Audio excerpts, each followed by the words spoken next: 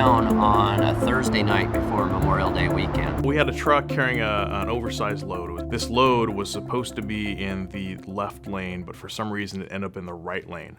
The pilot car didn't really tell the driver to stop, and the truck kept going, and the corner of his load struck several critical supports on the bridge, and the bridge just collapsed. I was really taken away by the wreckage that I saw. I mean, I've driven that bridge many times over the years, and was just amazed to see it in that kind of condition, and it was just really kind of horrified. And then I saw the vehicles in the water, and I was just so thankful that nobody was hurt. One of the things, you know, you go all over the country, especially back east, there's a lot of interstate system. On the west coast here, I-5 is the only north-south interstate that connects us between Canada and Mexico. And I had calls from some Canadian companies wondering how to get their trucks across, so I got good information from DOT and relayed that to these companies. So where the bridge collapsed and the detour routes were was right in the heart of our commercial part of Mount Vernon, some of our large retailers, a lot of shopping districts. And so what was happening was there was so much traffic there that our locals were staying away. Those businesses had impacts of up to $100,000 a day in sales. We developed a route, kind of a locals route that we put on our website. We sent it out to all of our listservs, you know, encouraging people to go out. We resorted to the Mount Vernon High School cheerleaders with some signs on these busy intersections that just said, please be patient, please don't block intersections. We basically started to mobilize into the office, and our office kind of became one of the central locations where we were determining next steps. I looked up, and Jeff Horton from FHWA was standing in the doorway, and Jeff, the first thing he said was, "What can I do to help?" He was there working alongside us as an engineer, trying to find solutions and answers to different problems that we had as they came up, and also exploring different options at a very high level early on to try to find the right solution and the fastest way to get the thing fixed. You're not used to seeing that type of relationship between a state and a federal agency where everybody puts everything aside and says, what can we do to make it happen? So we really appreciated that. Should they go for put in a temporary span to take care of the collapsed bridge, or should they wait and do a permanent span? Basically just go through the options.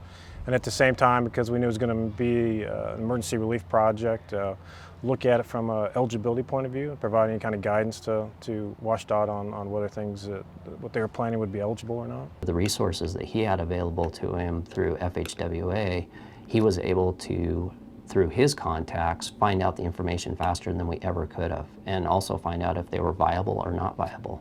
Restoring traffic was so critical. That was the big issue, and they really wanted to do that as quickly as possible, and the use of the temporary bridges allowed that.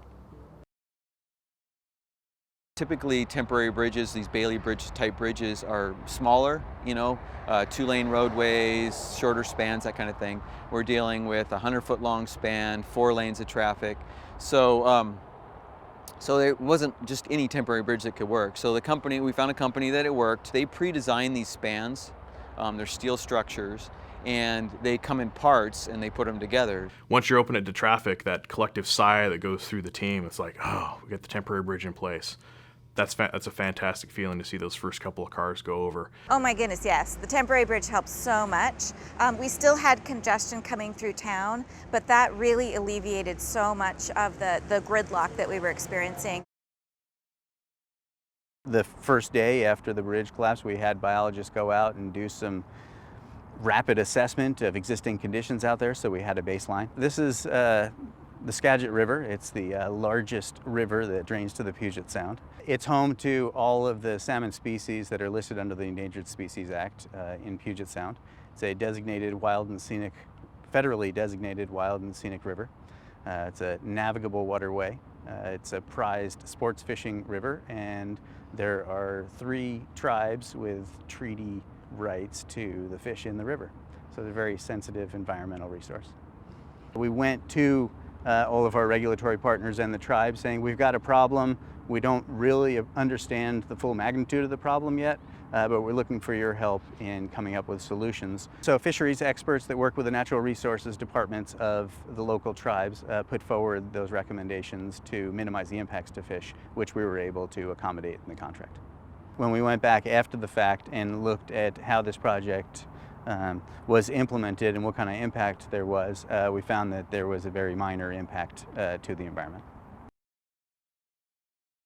There was a lot of debate as to whether a steel girder type of bridge, a concrete girder, a truss bridge. There was a lot of different things discussed, and each one had benefits, each one's had drawbacks.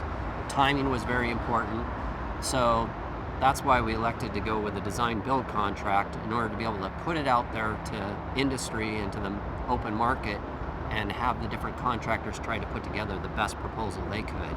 The weekend that we put together the design-build contract, that's usually a process that takes many months, and we did that in essentially 3 days. Yeah, there was some very long nights and some very worn-out people. And again, it was very, very impressive to watch WashDOT in action. As far as the request for proposal, Federal Highways, we had the responsibility of approving that before it went out on the street. So as they developed things, they were passing sections to me, and I was reviewing them. Everybody had a lot of opinions on how to do it, and so trying to work through that and make sure that we weren't missing something was a bit of a challenge. One of the things that I've learned in this process is, when an extraordinary circumstance happens, you can't do business as usual.